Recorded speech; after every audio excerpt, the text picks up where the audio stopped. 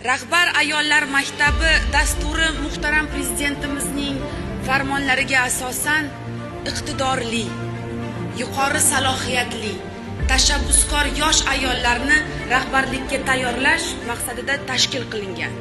Bugunga qadar bu dastur orqali 150 ga yaqin ayol o'qitilib, ulardan 32 nafari yuqori lavozimlarga tayinlandi. Dasturning navbatdagi 4-mavsumida odatdagidan 2 barobar ko'p, ya'ni 100 nafar tinglovchi tahsil oladigan bo'ldi. Prezidentimizning bir gaplari bor.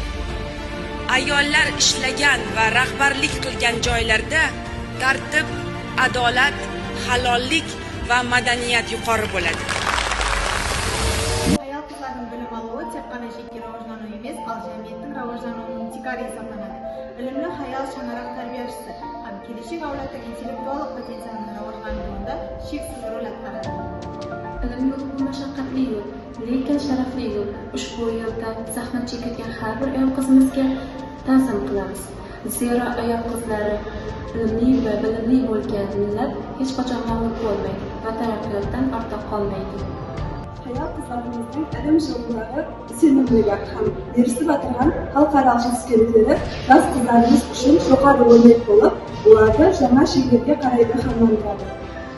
Ayollar jamiyatning tarbiyachilaridir. Ilmli va bilimli ayollar faqat o'zi kashfiyot qilmaydi, balki butun bir avlodni ilmga muhabbat ruhida tarbiyalaydi. Bir yigitga ilm bersangiz, bir kishini bilimli qilishingiz mumkin, lekin bir qizga bilim bersangiz, balki butun bir avlodni bilimli qilasiz.